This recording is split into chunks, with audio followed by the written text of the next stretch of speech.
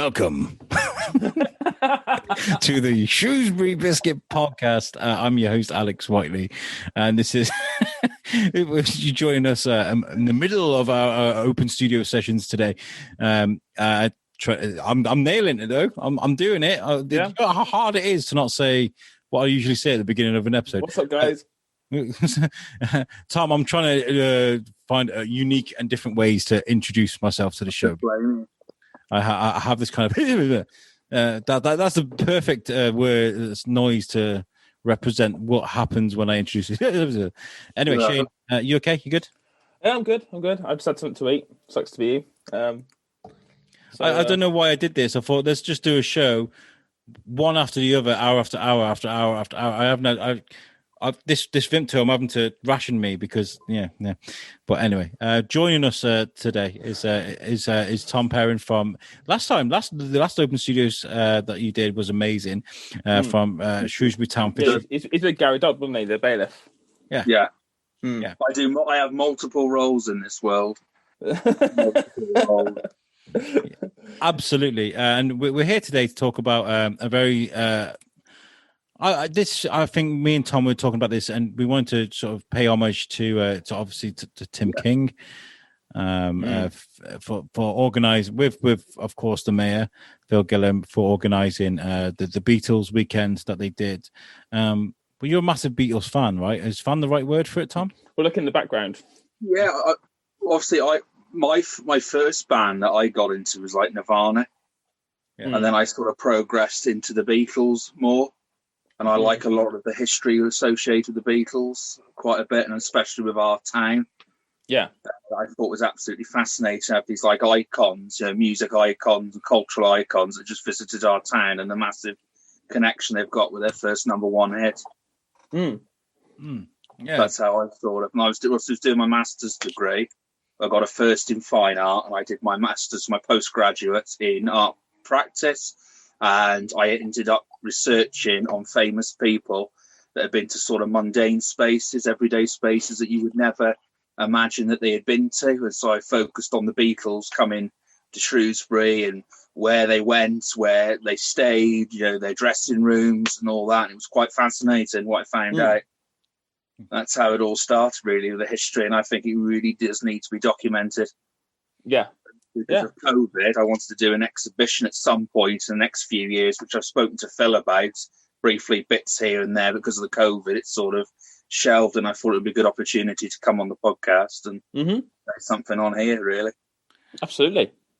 Yeah, because I mean that's one of the things that they like to try to illustrate during the Beatles weekend is that the Beatles played here a couple of times. They've got a legacy here, So it was like.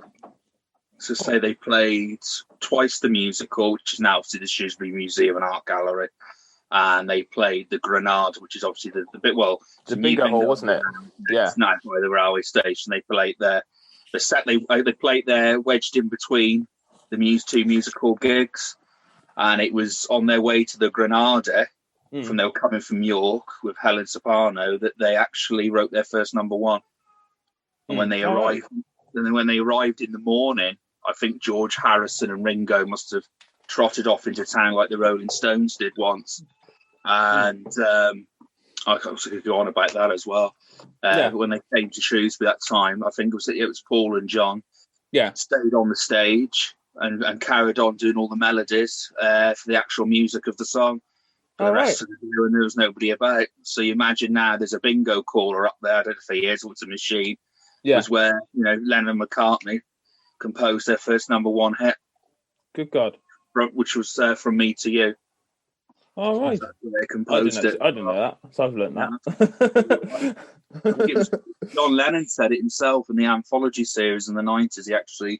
They put snippets. Obviously, he's long passed away. 15 years after he passed away. Yeah. Said how they wrote on the way to Shrewsbury. So he nailed it himself.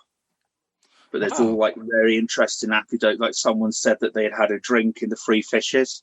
Don't know how true that is, because obviously when I was doing my project, I got talking to all different people around town. There's so many people, it's hard to remember names, and it was basically piecing it all together. Yeah. Quite fascinating. Like obviously the second time they came here, They came on the coach. Yeah. Third time, they were outside. Was it Fat Face to play? Yeah. They came Fat Face. They were both outside. They were all outside there, both in two cars. And they shouted a passerby who they had met, which is now the exhibition space. And they have the exhibitions in the music hall. Right. So obviously, I bought the music on next to the Shrewsbury Museum and Art Gallery. Well, that used to be a bar. And during the interval, a young lad was there, and they'd walked in, the four of them, and they had black currant and rum. And he got talking to them, and then they went. And then after they did the concert, they were waiting in the two cars in the square, and John Lennon shouted, how do we get to Market Drayton? And he showed them. They drove round and drove, obviously, back then Pride Hill wasn't pedestrianised, and they just drove up and they went. And the first time round, if I presume it'd be the first gig, they stayed at Underdale Road. There's a house there, backs onto the island down from Sydney Avenue, and there's like a legendary story that they etched their names into the trees. Two of them. I think it was George and Ringo. So it's quite interesting story. Have you found that yet? Have you found the tree? I've never asked permission, and I haven't gone over on a dinghy. We'll look into it at some point. I could just imagine that. What are you doing in my grounds? I'm looking for Ringo Starr. With a chainsaw. Cutting the tree down. That'd be amazing. I know. Yeah, so I mean, like, what's the fascination for you with the Beatles? What drives you to him? I mean, the leap from Nirvana to Beatles. I usually say that's the other way around, isn't it? Beatles to Nirvana. I would have said that was the other way around. It's interesting that you went that way. Because obviously the Beatles influenced Kurt Cobain, which is interesting. I don't know. I just find it fascinating. History, just like cultural history, I find it fascinating. Obviously, I collect memorabilia anyway as a hobby. But I just find it interesting. I suppose having degrees in art and academia, I think it all pieces together, and I think in a way I just find it fascinating. I suppose, to be fair, the Beatles have got a big story. I mean, bigger than some of the other bands and singers and stuff that are around, even from that era. But I don't even think that that's necessarily to do with their fame. I think that's probably just because they have just genuinely got a very interesting story, right from the ground up. And I suppose for you having an interest in history and in art and stuff like that, they just literally fall straight into that category, don't they? You want to be proud of it as well because it's your hometown. You want to have that document, and obviously I don't mean it in a horrible way, but you meet so many people that saw them live in Shrewsbury, or a lot of them are passing away. Yeah, time goes by, and a lot. It's keeping that document as well. Because like I heard recently, I can't think of his name now. I think I spoke to him a couple of times in the past on some of the like Facebook groups who passed away, and he had a connection with them, and I think he was backstage with them at one point, and he took photographs of them, I believe. I don't know if I'm right, and he's long passed away, and that would have been someone brilliant to have spoken to. Yeah, of course. I'm a massive fan of that. I mean, as I've spoken to you before on several other episodes, one of the things I want to do is memoirs of a Salopian. So it's talking to just the everyday person, old George that lives down the road kind of thing, who has been in Shrewsbury his entire life and has seen like a huge transformation from start to current day, and he's seen people, he's got history, he's got memories and stuff that we are never going to know about, unless we get it on a podcast and get it recorded and get it documented. And that's where all the whole of that is geared towards, is try and get those memories, that information, that data on recorded and documented, so at least it's somewhere, and it'll be there forever then.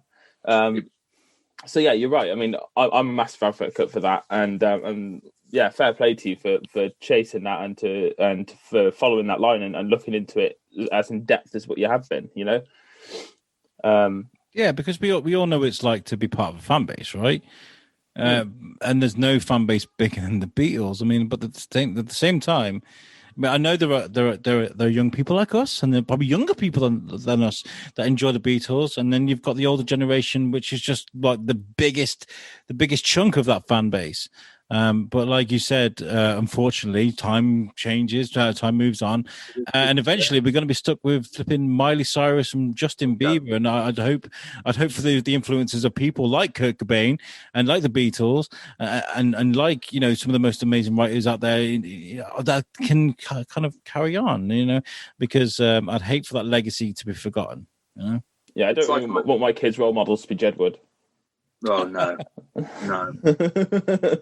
I remember about 5 years ago, I was on a holiday in Dunholm in Scotland. Hope I pronounced it right.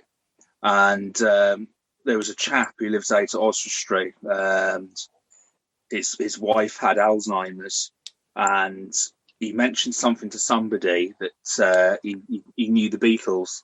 He actually knew them. So I got talking to, and it turned out he'd actually went to school with John Lennon.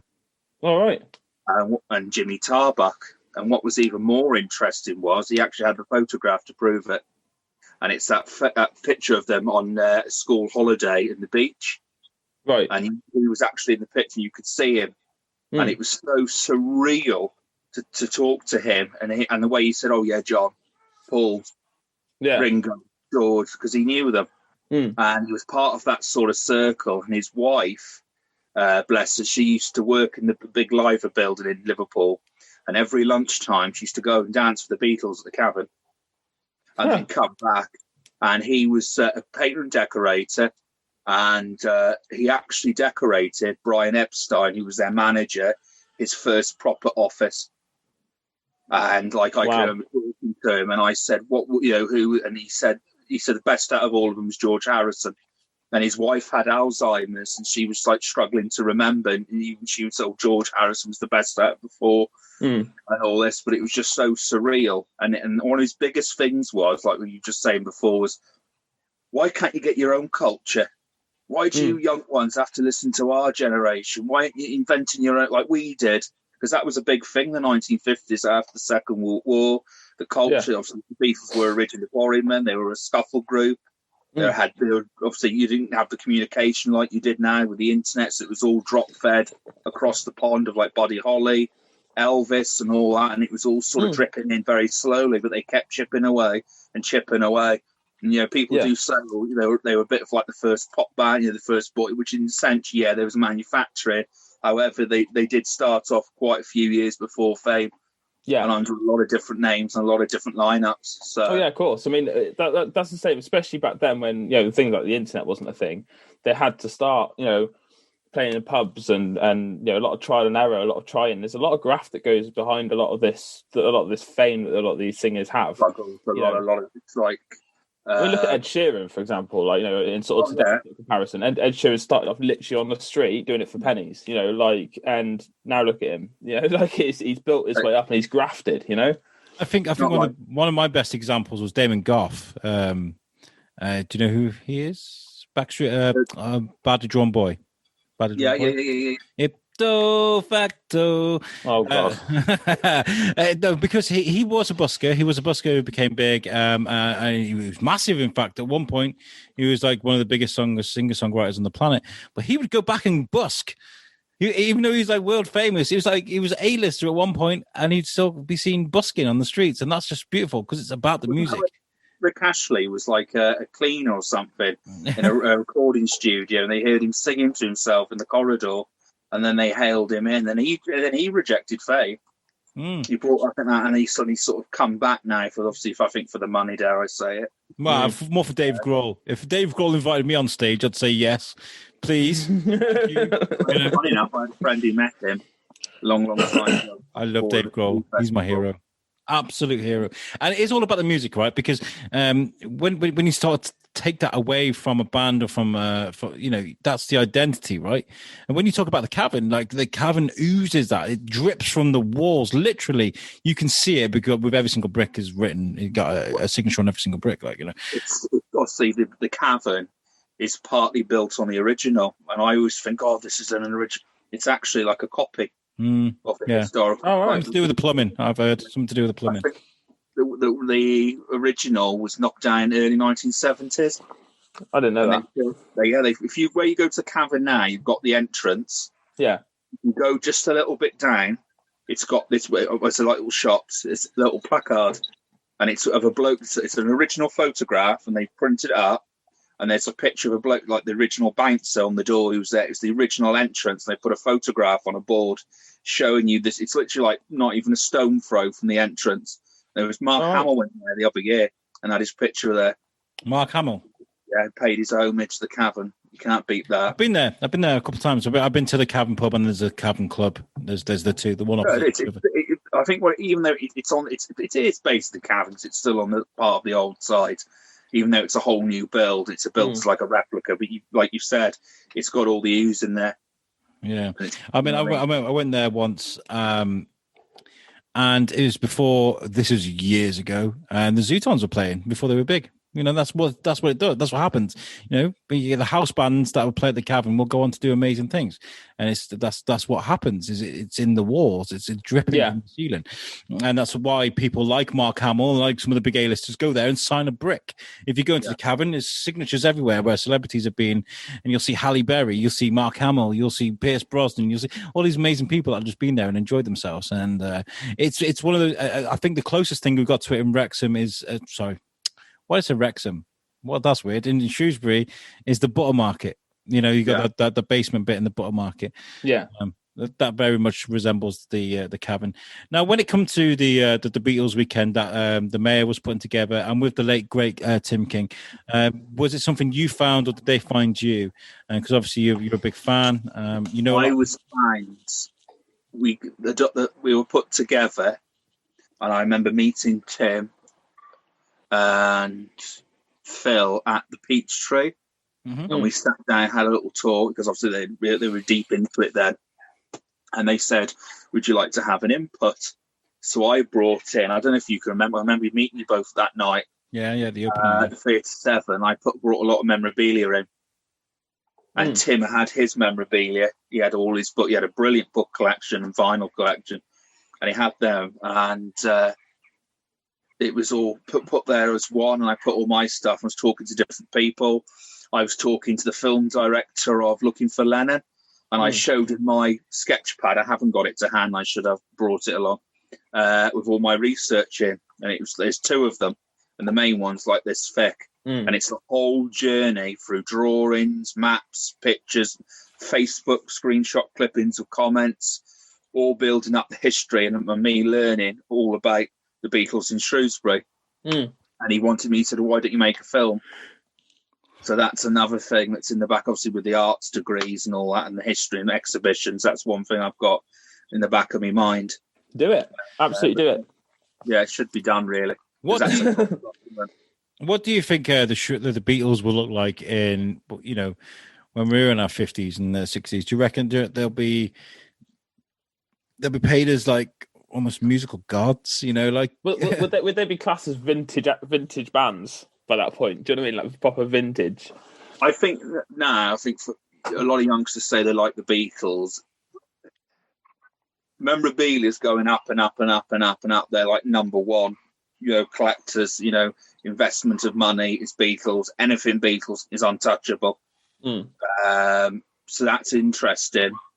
I don't know, really. I think it'll depend how they put the music across and how it's presented to youngsters. Because a lot of youngsters love the Beatles, the melodies, and because they are like basic, like catchy songs. Yeah, but you do get like I know grassroots have a different meaning, but like I see like a lot of the sort of iconic pinnacle bands as almost like grassroots, because they're the start of it. Because you even find that like even like some country singers and stuff like that, like Johnny Cash and stuff, that kind of stuff, are the ones that influence things like rock stars and things like that, and it grows from that. So you got like Johnny Cash, Beatles. But you've also got things like even like the rock and roll stuff, like Elvis, all these sort of people, Liam Michael Gallagher. Jackson and things like that. All these people are literally like the basic core, the literally the grassroots of the music industry, and that's even goes through to R&B and like reggae and all sorts of all the different beats. They're literally they're the seeds, right. Go on, sorry. Yeah, I remember when you just said that. I was looking on YouTube this morning. I was listening to some hip hop, and you get different videos that come out, and they reckon they can relate hip hop back to the 50s. Yeah. And they can relate back to the 1940s. And I was watching these old black and white videos, and they were just fascinating. Yeah, there was. I can't remember. I can't remember who it was. It's somebody I was watching a bit of an interview with. It's like something like Nelly or like 50 Cent or somebody like that. I can't remember. And they said, no, they're like, oh, what did you used to listen to when you were younger? And he goes, I grew up listening to Elvis. Yeah. There is a great. What? It's mental just thinking of 50 Cent sitting there, like, just vibing out to Elvis. Like, I think it was like Kurt Cobain. They were like, who's one of your biggest heroes? He said Leadbelly. And it's like, because he was from like a way different era. Yeah. He was a blues guitarist. And it's like, because he was, I'd have to look at the time. He was like, before, it was like 1920s, right. And there's like there's not even proper recordings of him.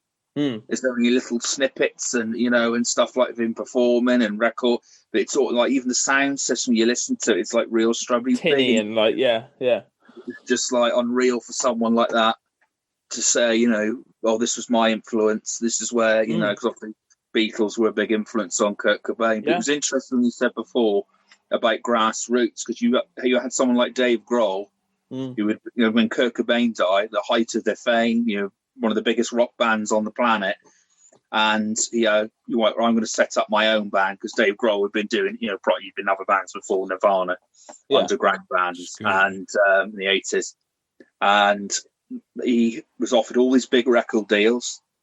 It's like, this is the drummer of Nirvana, and he turned them all down, and he went for a little small indie label, and he regrew it again, the whole new band, instead of jumping, if you get a lot of artists that do that, and they have the laundry room or something like that it's called. He did the laundry room, I think, was it the Pocket Watch demos, 92? I think it's because he recorded the first album behind the laundry, in a studio behind the laundrette or something. It's called the laundry room. The laundry rooms is because I think Nirvana did sessions there as well, and I think he did a session. I think they had a break in 1992, and he did. It's called the Pocket Watch demo. It's called Late. The Pocket, and some of them are very early, and like Marigold was I think a B-side of Heart Shaped Box of Nirvana. And that was Dave Grohl. Then it's very slowly starting to become very sort of his own person, his own project. So. I do believe like the likes of McCartney and Lennon, Dave Grohl, Noel Gallagher. If you look at these things, every sort of 10 years or so, there will be something spewed out that will just be special. And I'm not even going to include people because people got to understand with the music industry, when it comes to people like Rihanna and Beyonce, these things are so badly manufactured. I think All the Single Ladies was written by like 40, 50 different people. There's a million different writers that wrote that song, and it's literally all the single ladies. And it's like, okay, like over a dozen people wrote this song. Fantastic. But then you get people like Lennon, Grohl, Cobain, these amazing diamonds in the rough that will just go and write these amazing lyrics. Yeah, just like that, bam, Yeah. And we're not really seeing that at the moment. I was talking with on What's the Difference. We had a guy called Darren Miller. If you know CKYR from the 90s, they were the precursor to Jackass, the Jackass and the CKY games. Yeah. Well, we had Darren Miller, who's the front man, who used to be the front man for CKY. He's now got 96 Bitter Beings now. It's his band. Anyway, we were talking about new bands and trying to find new music. YouTube, I use YouTube Music. Some people use Spotify. Some people use iTunes. Well, there's this new thing now. Well, it's not new, but there's this thing I've recently started using where they will find bands that are similar that I will like, and they'll mix it in with what I'm already listening to. And it's like, at first I was kind of like, nah, this is terrible. But I've already found 3 new bands that I really like because I've been doing that. Because I always find it hard to move away from my eternal playlist, which is what I like, You have. It's like, I remember you always like with me. When they came out, I thought they were brilliant. Biffy Clyro. I love Biffy Clyro, yeah. I just can't. I don't know. I just now don't do anything for me. It's like they switched off. I don't know what. It's just me, my taste. But who was that I heard recently, and I really, really like? Kenny Hoffler, is it? No idea. This is the thing. We're learning. But there's 2 new bands I found recently. One of them is called Bad Flower, which they're just making a bit of noise now. Bad Flower, and it's mainly because his music's so vulnerable and so naked, and he sings about mental health and the problems, and it was very, very just like he doesn't care, like he will sing about it. And another one is Highly Suspect. I've started listening to, and the emotion that goes for me when I hear something like my name is Human. My Name is Human, I think it's called. And it's hello, my name is Human. Like when I hear that, when I heard that song for the first time, I'm literally stopped what I was doing.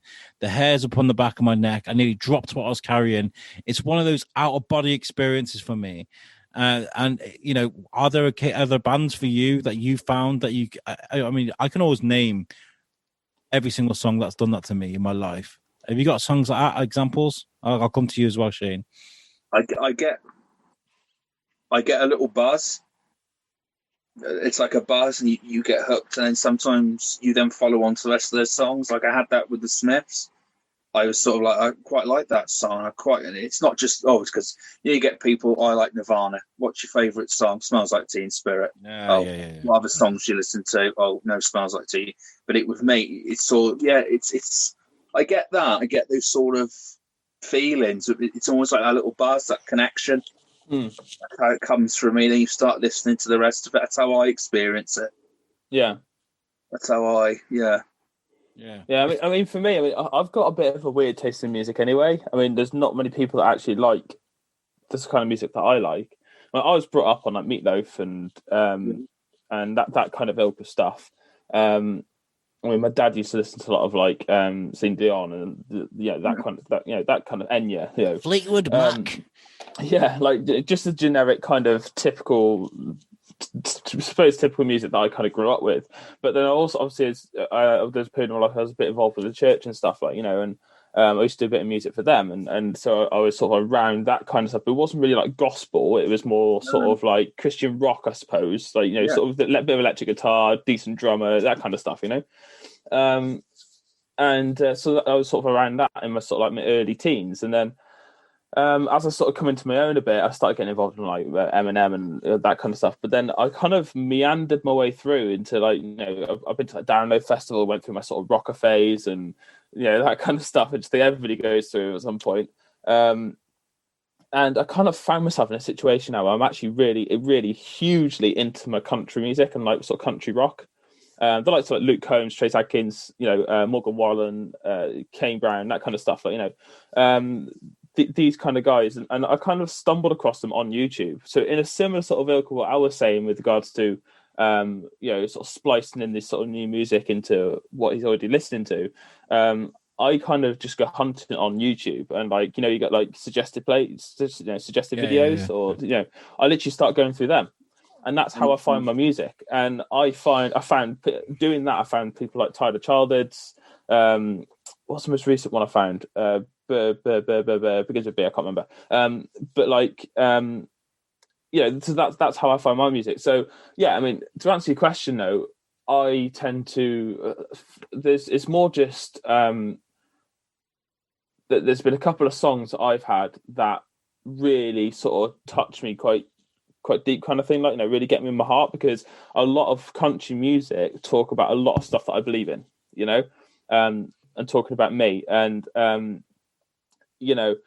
I find that for me it's those songs that talk about my beliefs are the ones that sort of really sort of grab me. I mean, songs that talk about women and drugs and drinking and clubbing and shooting people, it's just not really my thing, whereas like country music speaks to me. One of my hair on the back of neck songs is actually is No Vaseline by Ice Cube, because this guy left one of the biggest hip-hop groups on the planet in NWA, didn't like what they were doing, and absolutely annihilated them. He took on NWA and he destroyed them. They never came back from it. Never. I mean, obviously Dre did, but I mean, it doesn't matter sometimes. It doesn't matter what it's about. It's about how passion for me is just crazy. And this guy came out fighting, swinging, and he created baseball bats with his words. And I think that's. I think one of the ones that's just standing out to me, if I just thought about it, if I had a gun to my head, was the most recent one that got me like that, Al, was The Way I Talk by Morgan Wallen. and that's literally like a song. He's just talking about the fact that he's got an accent, he talks slowly, but he is who he is. Like, take it or leave it, And all music is subjective, Yeah, it is. I mean, like Tom, like you might like things that your friends or your family will be like, what? But then they'll like things that you don't like as well, and that's the way life is. That is life. That's the essence of it, isn't it? See, I used to struggle when you go to gigs. Years like my friends were like into a ska, which I like Real Big Fish bands, like New Found Glory, and I like them, but they weren't for me. Yeah, and then I'd get bands like Motorhead playing. You get a Sex Pistols warm-up gig that you wanted to go to, and you just couldn't really go because you didn't really have anybody to go with. Fun fact, I've seen Motorhead live twice. Really? I know someone made straight up. In fact, I went to, I think it's the 2010 download when he was there, and Slash and Motorhead had a jam on stage twice. Brilliant. And I was like, and obviously now Lemmy's dead, so like now I'm just like, no one's ever going to be able to see that again. But he's not though. He's not. He is, but he's not, because music is eternal, right? That's the thing. That's what the Beatles did. Is they wrote a love note to everybody, and then they went about them all. What would your exhibition have, and where would you put it in Shrewsbury if you could get a Beatles exhibition? I would like to do, because obviously the anniversary will be coming up when they first played Musical, December 1962. So that's a couple of years away. But what I wanted to do, because obviously I have spoken to the manager in the past, not necessarily about the exhibition, was obviously I've been upstairs, I've been into the dressing room. If anyone wants to know where their dressing room was, it's right at the top. If you're looking at the Musical, the Shrewsbury Gallery, aren't you? If you look right at the top floor, that was where the dressing room was, and the middle window is where Ringo Starr's pictured in front of, and Paul McCartney. But what I would like to do, obviously, where the balcony is in the actual Musical, would like to do an exhibition on there, because I think that's still the exhibition space. Yeah. As well. And what I'd like to do is, obviously can't do it because of COVID, is interview people, like record people that were there talking, and then project. I have like an exhibition of like memorabilia items and that in that space, and obviously the history of them being there, but also projection on the wall, different people of Shrewsbury who were there just talking, and it was actually projected in the actual room where they played. Maybe we can help you with that. Documenting it. Yeah, that'd be really, really good. I'll drop you a few contacts that I know that might be able to help you with that. That'd be really good. Well, look, guys, I know this is a really short show, but I need to eat. Yeah. Simply. But Tom, you're always welcome on the Biscuit. Thank you. Yeah, and we'd love to, catch up with you about this. I'd love to help you make this. You've got a vision. Let's take a leaf out of Tim King's book. If you want to make this happen, we're going to make it happen. All right? Definitely. Yeah. Excellent. Definitely. We'll get sorted. Well, okay, so I need to do a couple of shout-outs, which is on my board down here, which is... I would like to give a shout out to the parade shops. Obviously, we're not there at the moment. We would be, though, if it wasn't for this COVID nonsense. And so make sure you keep in touch with what's going on at the parade. It's an amazing place. Also, I want to give a shout out to Chris Goff from CGR Business Solutions. The only reason we're at CIC is because of him, because he is clever. We are dumb. Simple. Full stop. And so thank you very much to him. If you have any problems with your business, you want some business help, go to CGR Business Solutions. And also there is going to be an amazing event in December, which is going to be the Carols on the Doorstep, which is going to be on December the 16th and on the 24th. BBC Radio Shropshire are going to be playing carols over the radio. And you will all be able to hear it and then go on your doorstep and sing together as a town, as a county, and as a country, because this thing is spreading like wildfire across the country, and there's a lot of people getting on board now. So a bit much like when we used to do the NHS clap type thing, there's going to be Christmas carols available for everybody to sing, which is going to be quite much. It always reminds me of the Grinch, when he stole Christmas and you can still hear him singing carols. That's what it reminds me of, but that sounds amazing. Shane, have you got anything to add before we get out of here? No. No, I just wish you all the best, Tom. And obviously, as always, if there's anything we can do to help, then by all means, give us a shout, and we'll do what we can. I think. You do. I think you're onto something quite big, and definitely pursue the film thing, because I think that all that work and dedication and information that you've collated together, it makes everything memorabilia. I think once it's put into a film and put out there, then that's it. Then isn't it? It's done. Well, we don't know what 30 years looks like from that, do we? No. Exactly. Yeah. Okay. Maybe Al, we should put Tom in touch with Luke. Alan. Ah, good show. Yeah, we will do. Anyway, look, guys, this has been amazing. And we will catch you guys next time. Thank you, Tom. Thank you, Shane. We'll catch you guys next time. Stay classy, Shrewsbury. Stealing from Ron Burgundy there. We'll catch you next time. Take it easy, guys.